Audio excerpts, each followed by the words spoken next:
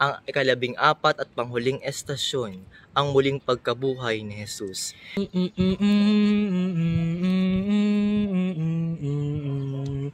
Kayo huwag mga takot, anitong anghel ng Diyos.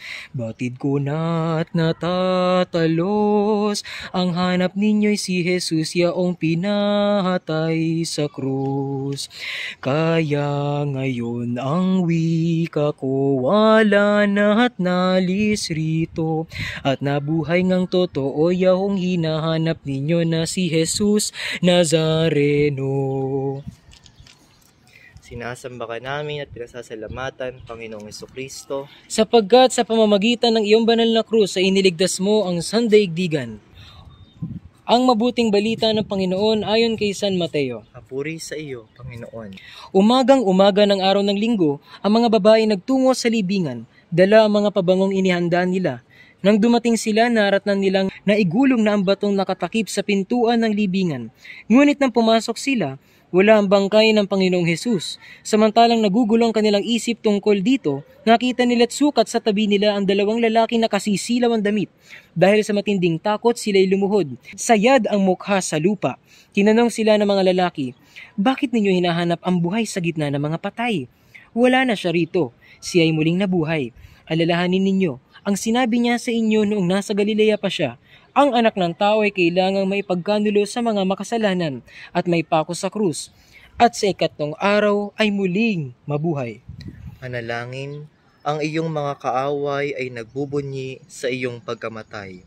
Ang mga alagad at mga kaibigan mo ay nagluluksa sapagkat sa iyong pagkamatay nakita nilang naglaho ang kanilang mga pangarap. Ang mga ito'y kapwa minaliit ng iyong kapangyarihan.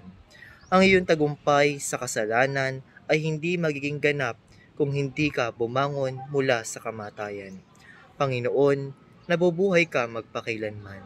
Ito'y hamon para sa akin na bumangon mula sa libingan ng kasalanan tungo sa buhay na pagpapala.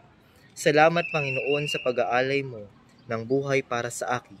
Salamat sa pagkabuhay para sa akin. Amen. Amen. Ama namin, sumasalangit ka, sambahin ang ngalan mo. Mapasa amin ang kaharian mo, sundin ang loob mo, dito sa lupa para ng sa langit. Bigyan mo kami ngayon ng aming kakanin sa araw-araw at patawarin mo kami sa aming mga sala para ng pagpapatawad namin sa nagkakasala sa amin.